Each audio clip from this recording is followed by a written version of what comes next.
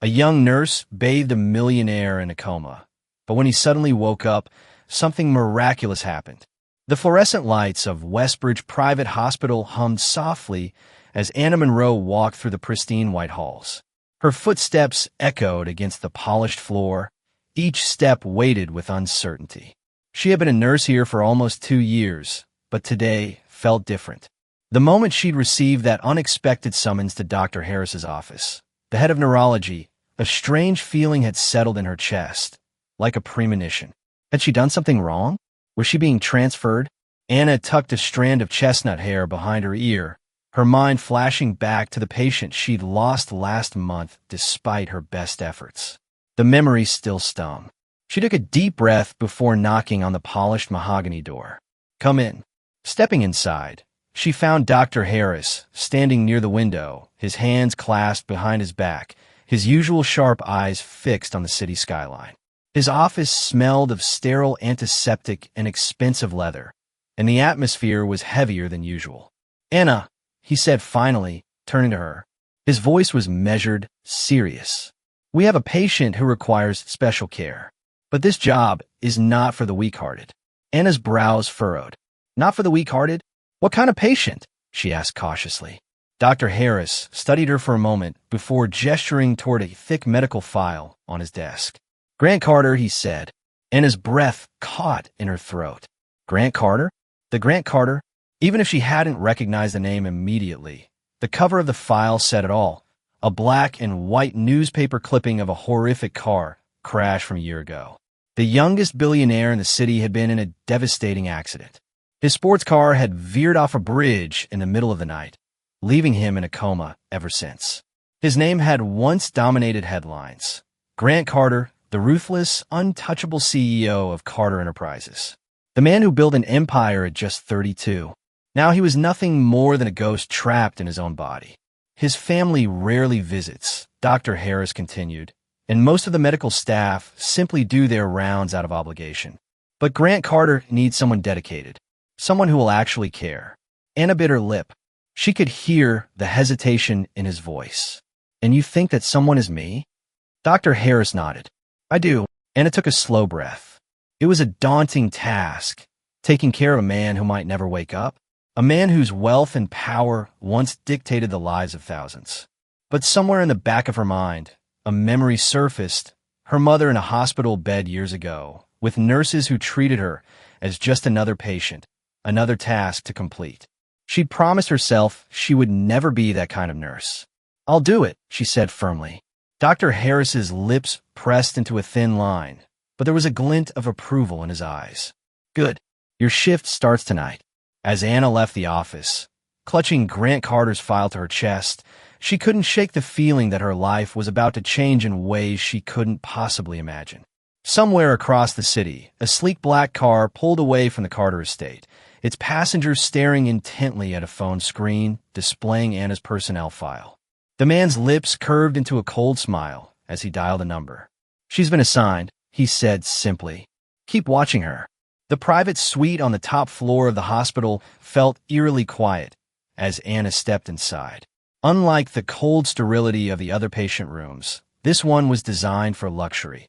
A spacious layout, dim chandeliers, dark oak furniture. In the center of it all lay Grant Carter. Her breath hitched as she took him in. Despite the tubes, the machines keeping him alive, and the stillness of his body, he was beautiful. Strong jawline, dark lashes against his pale skin, broad shoulders visible under the hospital gown. If not for the lifeless stillness, he could have easily passed for a man simply sleeping.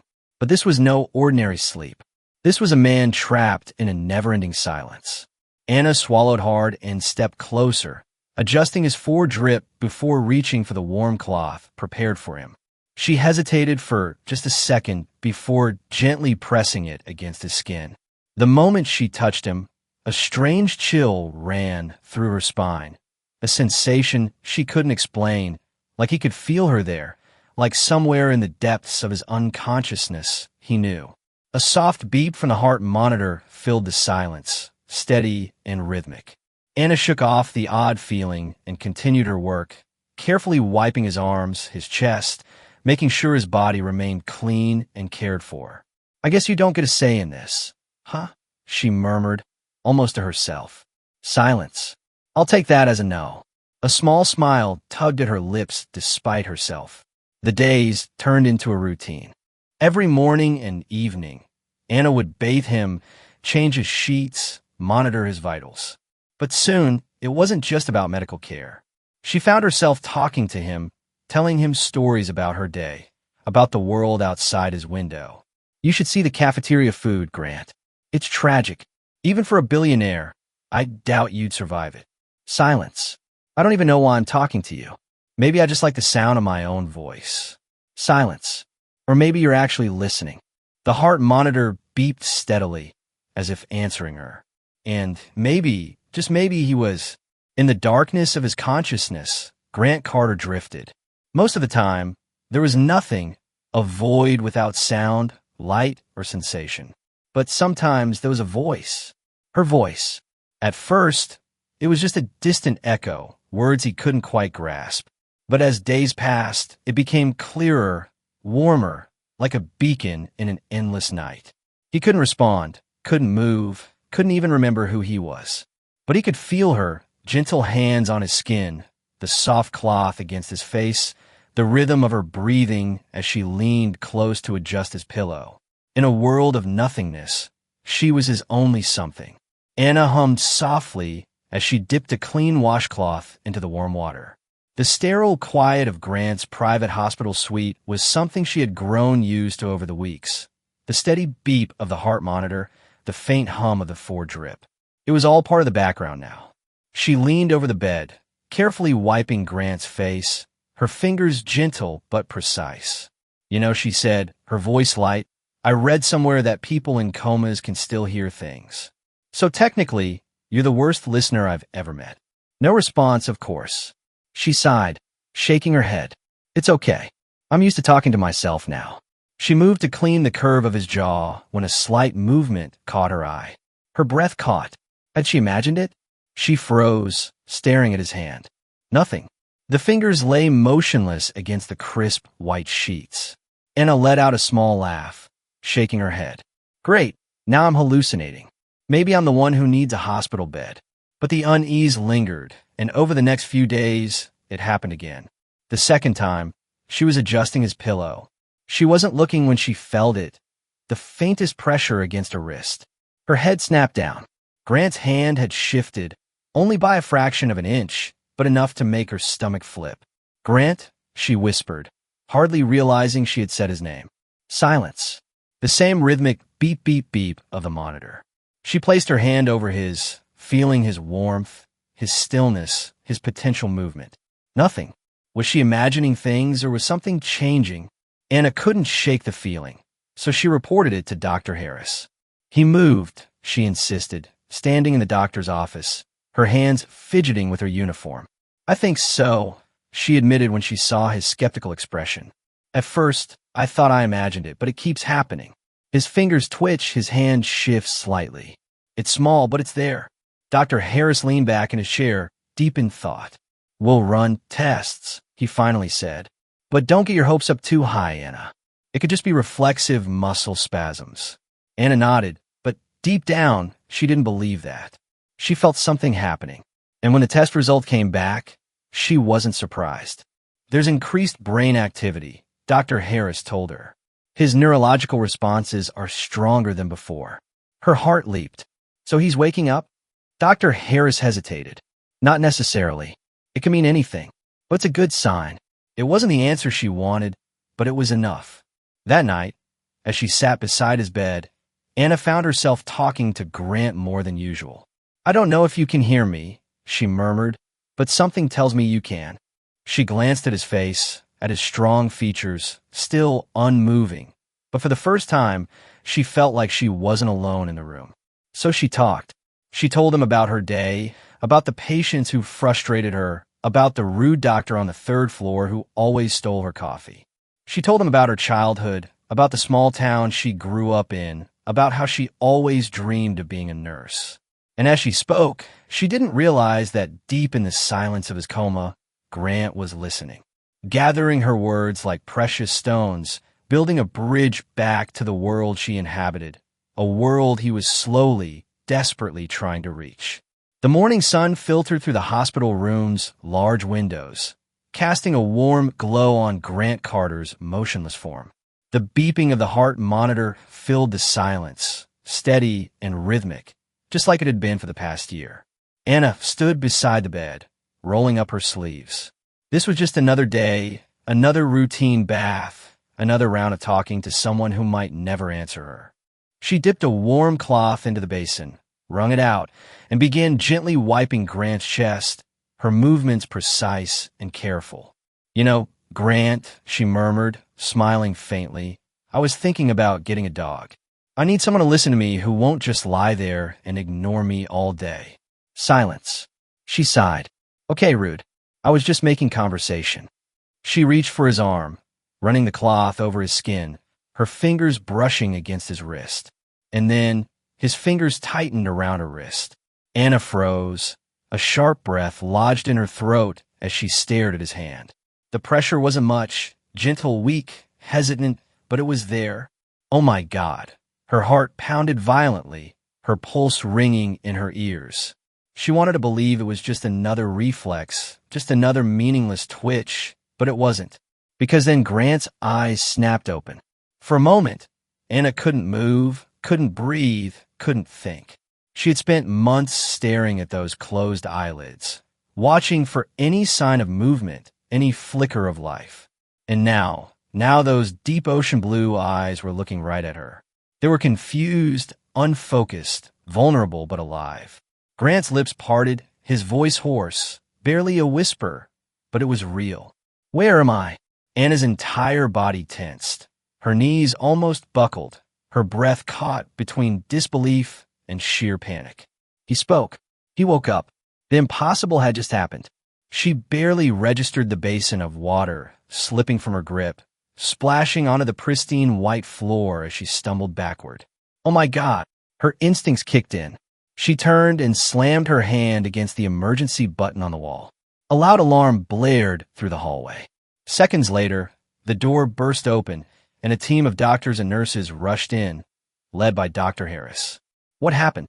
Dr. Harris demanded as he moved to the bedside, already checking Grant's vitals. Anna's voice shook. He grabbed my hand. He opened his eyes. She looked back at Grant, still unable to believe what she was seeing. His chest rose and fell shakily, his eyes darting around the room as if trying to piece together where he was, what was happening. He wasn't fully aware, not yet, but he was here.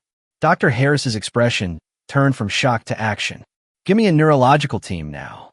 Nurses scrambled, voices overlapping in disbelief as they hurried to perform tests.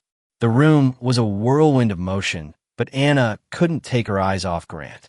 Then, as if feeling her gaze, his eyes found hers again, and this time, he didn't look away. Everything was happening so fast. The doctors were asking him questions, shining lights into his pupils, testing his motor functions. But through it all, Grant's gaze kept drifting back to Anna. She stepped forward hesitantly, swallowing hard. "Grant," she whispered, "do you remember anything?" He stared at her, blinking slowly. A long silence stretched between them. Then his fingers twitched again, and before she could react, he reached for her hand, weakly, slowly, but deliberately. His hand closed around hers, his grip fragile yet firm, as if he had always known her. Anna's breath hitched. Dr. Harris looked up sharply. "Grant, do you know who she is?" Grant didn't answer immediately, his brows furrowed, his gaze never leaving Anna. "I don't know," he murmured, voice rough from months of disuse. "But I feel like I should." A chill ran down Anna's spine, because even though Grant Carter didn't remember her, something deep inside him did. In the days that followed, Grant's room became a hub of activity. Specialists came and went, each marveling at what they called the Carter miracle. Physically, he was weak, his muscles atrophied from months of immobility, his coordination unsteady, his body requiring assistance for even the simplest tasks. But mentally, he was alert, his intelligence intact despite the gaps in his memory. "Can you tell me your full name?" Dr. Harris asked during one of the cognitive assessments. Grant Alexander Carter, he replied without hesitation. Your date of birth? August 17th, 1991. Do you know what year it is now? Grant hesitated, his jaw tightening. I'm not sure. Dr. Harris nodded, making notes. That's normal. Memory gaps are common after traumatic brain injuries. Throughout it all, Anna remained by his side. No longer just his nurse, but something more, a familiar presence in a world that had become strange to him. She helped him with his first attempts to sit up, supported him during his initial steps in physical therapy, and was there when frustration overwhelmed him. I can't do this, Grant muttered one afternoon, his hands trembling as he tried to hold a spoon. The simple task of feeding himself had become a monumental challenge, and his patience was wearing thin. Yes, you can, Anna said firmly, her hand steadying his. Just like yesterday and the day before. Small steps, remember? He looked at her, really looked at her, as if seeing beyond her uniform, beyond her role as his caretaker. Why are you doing this? He asked quietly. Why do you care so much? The question caught her off guard. Why did she care? Because it was her job? Because she had spent months talking to him, caring for him, hoping against hope that he would wake up? Or was it something else entirely? Because everyone deserves someone in their corner, she finally said. Even billionaires who can't hold a spoon properly. A smile tugged at his lips, small, hesitant, but real. It transformed his face, softening the hard edges, bringing warmth to those ocean-deep eyes. It was the first genuine smile she had seen from him, and something inside Anna shifted, a realization she wasn't quite ready to acknowledge. That night, as she drove home, Anna couldn't stop thinking about Grant's question. Why did she care so much? The answer she'd given him was true, but incomplete. There was something else, something that had been growing during those quiet months when she spoke to him, bathed him, cared for him without expecting anything in return. She had connected with him in a way that defied explanation, as if some part of her recognized some part of him, even in the silence of his coma. And now that he was awake, that connection hadn't disappeared. If anything, it had grown stronger. But she was his nurse. He was her patient. And he was Grant Carter, a man whose world couldn't be more different from hers. Whatever she was feeling, whatever was happening between them, it shouldn't go any further. Yet as she pulled into her apartment complex, Anna knew, with a certainty that terrified her, this was only the beginning of their story. Grant leaned against the window frame of his hospital room, watching the city lights flicker in the distance. 3 weeks had passed since he'd opened his eyes to find Anna standing over him. 3 weeks of grueling physical therapy, cognitive tests, and the slow, frustrating process of piecing together who he was. You're making remarkable progress, Dr. Harris had told him that morning.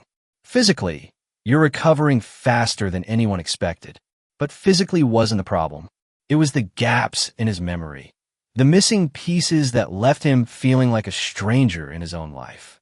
He knew the facts. Grant Carter, 33, CEO of Carter Enterprises, a multi-billion-dollar corporation.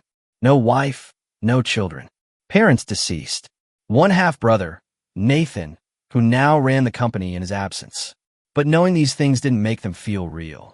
The door opened softly behind him. He didn't need to turn to know it was Anna. He'd learned to recognize the rhythm of her footsteps, the subtle scent of her lavender hand lotion. Admiring the view? She asked, coming to stand beside him. Try to remember if I ever did before, he replied honestly. Anna studied his profile, noting the tension in his jaw. Dr. Harris says your memory might come back gradually, or it might not. Either way, I need to accept it and move forward. Grant finished for her, a hint of bitterness in his voice. Easy for him to say. He knows who he is. Anna placed a gentle hand on his arm. The touch was meant to be professional, comforting, but they both felt the current that passed between them, a connection neither of them acknowledged aloud. Let's try something different today, she suggested. Instead of focusing on what you can't remember, let's focus on what you can feel. Grant turned to her, eyebrow raised. Feel. Anna nodded. Close your eyes. He hesitated, then complied. Now, tell me the first thing that comes to mind when I say water. Grant's brow furrowed. Cold. Dark. Pressure. His breathing quickened slightly. Fear. Anna's pulse jumped. The accident, she whispered. You're remembering the accident. His eyes snapped open, troubled and intense. I don't know. It's just fragments. Nothing concrete. That's how memory works sometimes, she said. Especially traumatic ones. They come back in pieces, sensations, emotions, flashes of images. Grant rubbed his temples, frustration evident in every line of his body. I need to know what happened that night. How I ended up here. He stopped abruptly, looking away. Why you what? Anna pressed gently. He met her gaze, his eyes darkening. Why I feel like I'm still in danger. The words hung between them, heavy with implication. Anna felt a chill run down her spine. Was it just paranoia, a side effect of his trauma? Or was Grant's instinct trying to tell him something important? Have you talked to Dr. Harris about this? Grant shook his head. He'd think I'm being paranoid. Maybe I am. He turned back to the window. But I can't shake this feeling that my accident wasn't just an accident. Anna bit her lip, debating whether to share what she knew. She'd read his file multiple times, including the police report. The official conclusion was that Grant had lost control of his vehicle due to the rainy conditions. But there had been a note, a small, almost overlooked detail about the brake lines showing unusual wear patterns. Grant, she said carefully, I think you might be right. That night, Grant's sleep was fitful, filled with fragmented images and sensations. Rain against a windshield, the screech of tires, a flash of headlights, and then that terrible, weightless feeling as his car broke through the guardrail. He woke with a gasp, sweat soaking his hospital gown, his heart monitor beeping frantically. The room was dark except for the glow of medical equipment. He was alone, but the remnants of his dream, no, his memory, clung to him like a shroud. It wasn't just the crash he remembered. There was something else, something important. Grant reached for the call button, then hesitated. It was the middle of the night. Anna wouldn't be here. Some other nurse would respond. And he didn't want anyone else. He needed Anna, her steady presence, her intuitive understanding, her unwavering belief in him. He would wait until morning.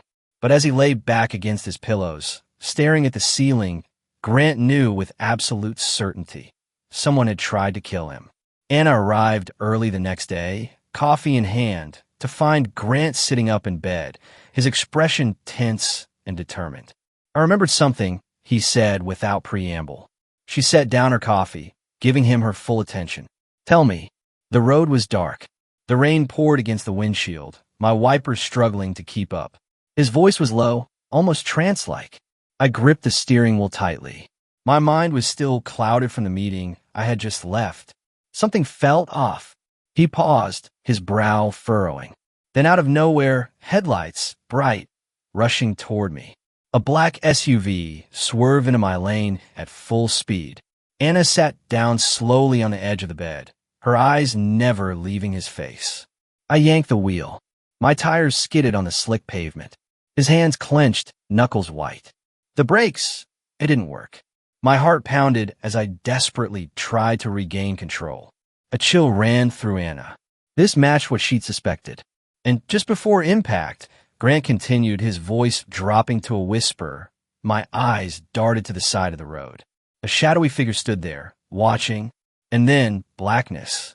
The room fell silent, the only sound the steady beep of the heart monitor. Grant, Anna said carefully, I think your brakes were tampered with. He met her gaze, his eyes hard with newfound clarity. I know they were. This wasn't an accident, Anna. Someone tried to kill me. The realization hung between them, dark and dangerous. We need to be careful, Anna said. If someone wanted you dead then, they might still want you dead now. Grant nodded slowly. And they might not know, I remember.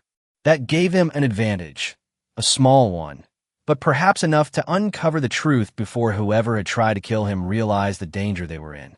Over the next few days, Anna and Grant began their investigation, careful to maintain appearances. To the medical staff, he was simply a patient recovering from a traumatic injury.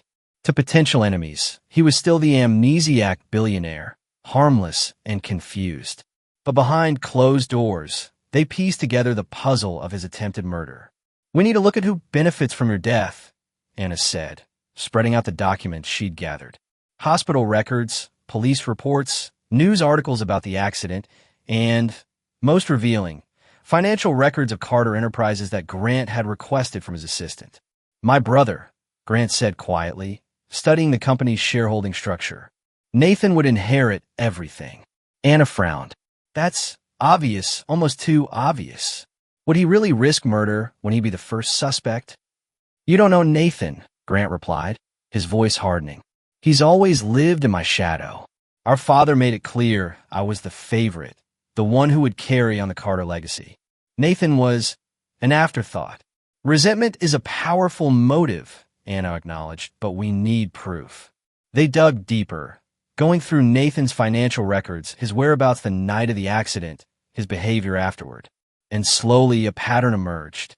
"Look at this," Anna said, pointing to a financial transfer, a large sum of money wired just days before the accident.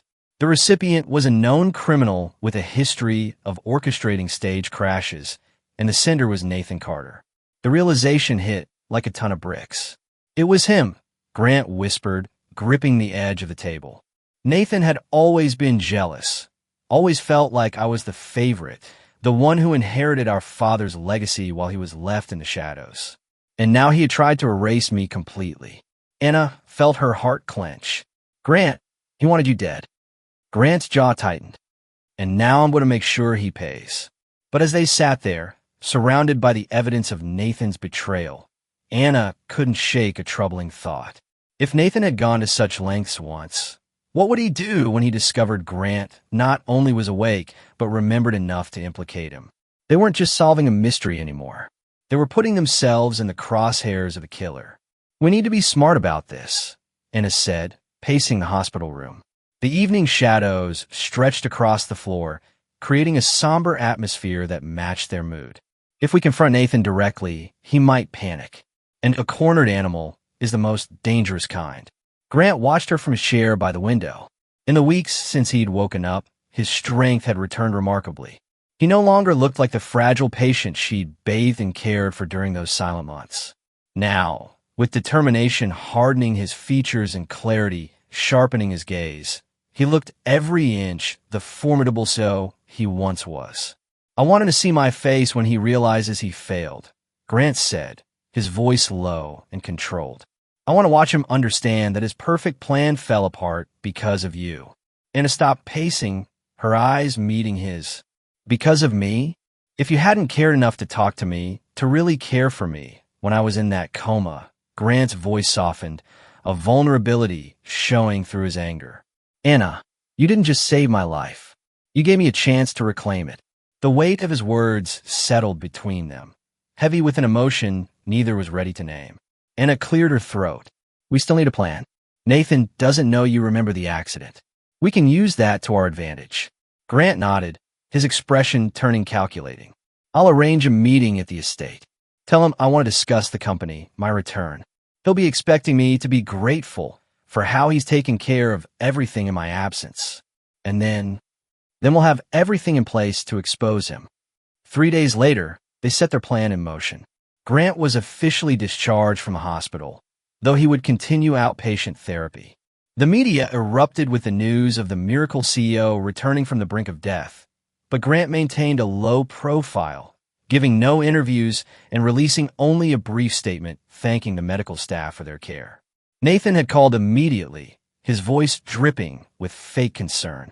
"Brother, I can't believe the news. Why didn't you tell me you were being released?" "It was sudden," Grant had replied, keeping his tone neutral. "The doctors thought I was ready. I'd like to see you, Nathan.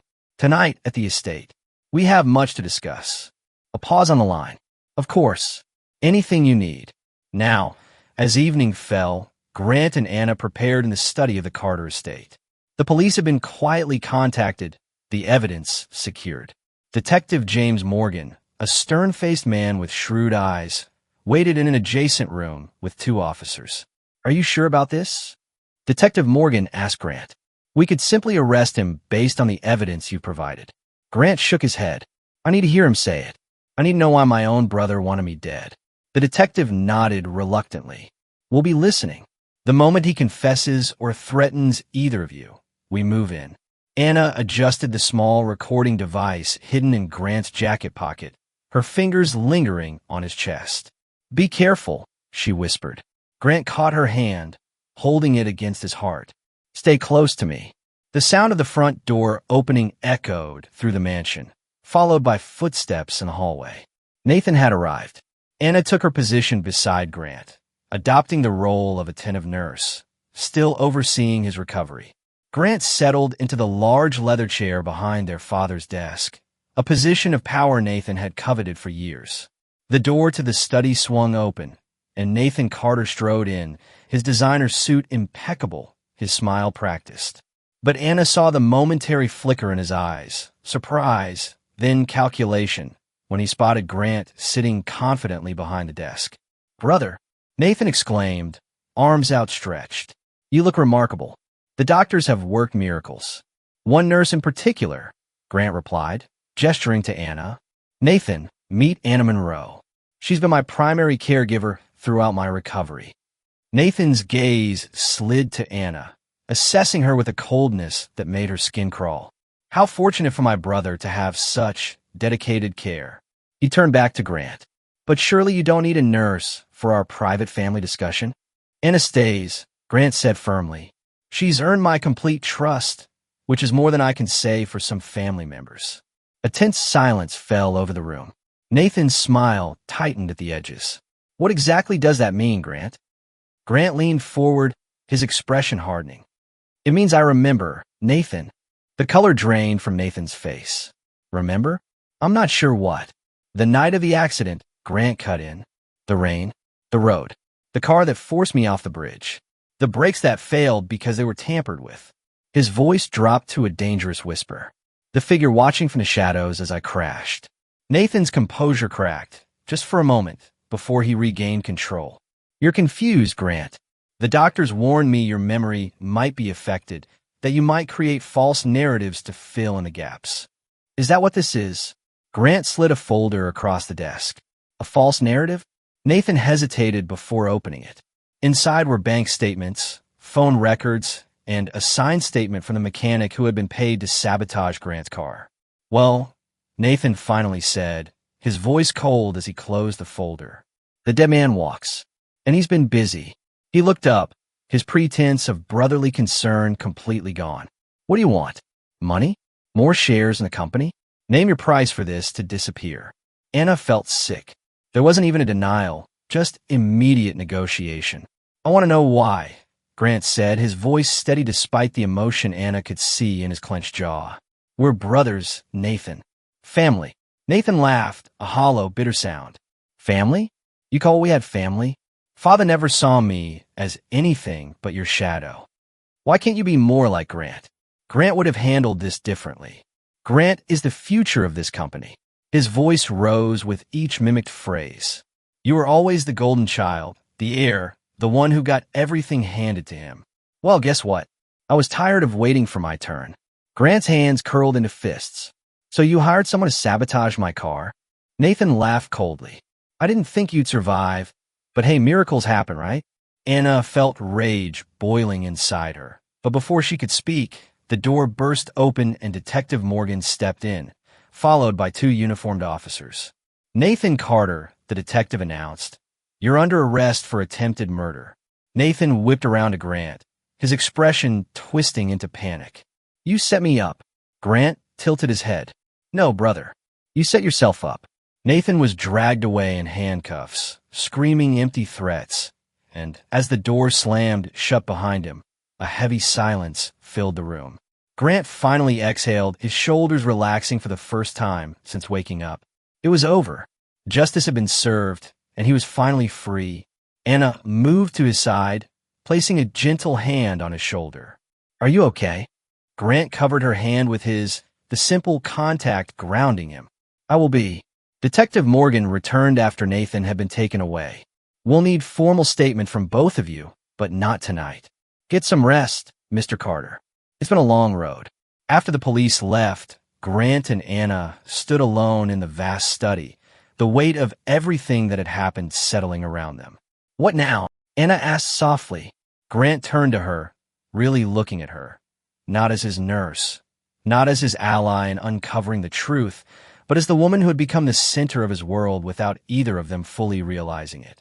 "Now," he said, taking her hands in his, "I start living again. And I'd like you to be part of that, Anna. Not as my nurse, but as—" He hesitated, suddenly uncertain. "As what?" she prompted, her heart racing. "As whatever you want to be," he finished honestly. "Friend, companion, more. I just know that when I was lost in darkness, your voice was my light. And now that I can finally see clearly, you're still the brightest thing in my world." Anna's eyes filled with tears. She had told herself for weeks that her feelings were inappropriate, unprofessional, a nurse developing feelings for her patient. But standing here now, with the truth revealed and the danger past, she couldn't deny what had grown between them. "Grant," she whispered, "there are 100 reasons why this is complicated." "I know," he said, stepping closer. "And I don't care about any of them. I was your nurse. You were my lifeline. You're Grant Carter. I'm just—" "You're Anna Monroe," he interrupted gently. "The woman who saved me in every way a person can be saved. And if you'll let me, I'd like to spend however long it takes showing you exactly what that means to me." In the soft glow of the study's lamps, with the night stretching out beyond the windows, Anna made her choice. She stepped forward, closing the distance between them, and as Grant's arms encircled her, she knew this wasn't an ending. It was a beginning. The Carter estate had always been grand, imposing, and cold, a fortress of wealth built on generations of power. But tonight, as Anna stepped inside the dimly lit dining hall, it felt different. Warmer, more intimate. Soft candlelight flickered across the elegantly set table near the large glass windows overlooking the city skyline. The scent of fresh roses filled the air, and a bottle of wine sat chilling beside 2 perfectly placed plates. Anna's breath caught. "Grant, what is all this?" she asked, turning to face him. Grant stood behind her, his hands tucked into his pockets, his blue eyes soft yet intense. "Dinner," he said simply. "Just you and me." Anna's chest tightened. For the past few weeks, their lives had been a whirlwind, from his recovery to unraveling the truth about his accident to seeing his brother arrested. But now, with the storm finally behind them, there was only this moment. And somehow, that felt even scarier. As they sat down to dinner, Anna couldn't ignore the way Grant watched her, like he was memorizing every detail, like she was something fragile yet precious. "You're quiet," she said, giving him a small, teasing smile. "That's not like you." He exhaled, swirling his wine glass between his fingers. "I've been thinking." "That's even more dangerous," she joked. He didn't laugh. Instead, he leaned forward, his gaze burning into hers. "Anna, do you know how many people walked away from me while I was in that coma?" Her smile faded. She knew. She had seen it firsthand, the way his family had treated him like a burden, the way his so-called friends had moved on. The only reason he had survived that darkness was because someone stayed, because she stayed. "But you didn't," Grant murmured. "You were there day after day. You took care of me when I couldn't even open my eyes, when I was nothing but a lost cause to everyone else. You refused to give up on me." Anna's throat tightened. She had never thought about it that way. She had just done what she felt was right. But to Grant, it had meant everything. Grant leaned closer, his fingers brushing against hers on the table. "Anna, I have everything." His voice was soft but firm. "Money, power, influence. But none of it means anything without you." Anna's breath hitched. "Grant, let me finish," he whispered. His hand finally closed around hers, his thumb tracing slow, delicate circles against her skin. "I don't know how it happened. I don't know when it started. But what I do know is that every moment I was trapped in that coma, you were the one keeping me alive. You were my light in the dark, Anna." Her eyes burned with tears. "I love you." The words crashed into her, stealing the breath from her lungs. Not because she hadn't felt it too, but because hearing it from him made it undeniably real. Grant Carter, the man who had once lived in a world of cold calculations, business deals, and power plays, was now sitting across from her, bearing his soul. And for the first time in her life, Anna felt something she had never felt before, truly, completely, irrevocably cherished. Tears slipped down her cheeks, but she smiled through them. "Grant," she whispered, "you have no idea how much that means to me." He reached up, gently wiping a tear from her face. "Then let me show you." And as he leaned in, pressing his forehead against hers, Anna knew this was only the beginning. Months passed, seasons changed, and with them, Grant Carter transformed. No longer the cold, ruthless businessman whose name had once struck fear in boardrooms across the country. He was now a man reborn, tempered by near death, softened by love, and guided by a newfound purpose. He had fully recovered, regaining his strength through endless hours of rehabilitation and training. His body was no longer weak, no longer held back by the accident that nearly took his life. And now he was Grant Carter once more, back at the helm of Carter Enterprises, standing in the boardroom with the confidence of a man who had been to hell and back and survived. But there was one crucial difference between the man he was before the accident and the man standing here now. This time, he wasn't alone. This time, he had Anna. And soon, if she said yes, she would be his forever. The rooftop of the Carter estate was bathed in the soft glow of the setting sun, casting warm golden hues across the city skyline. Anna stood at the edge, gazing at the breathtaking view, completely unaware of what was about to happen.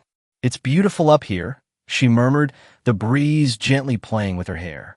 Grant, standing behind her, smiled. "Not as beautiful as you." She turned to him, rolling her eyes playfully.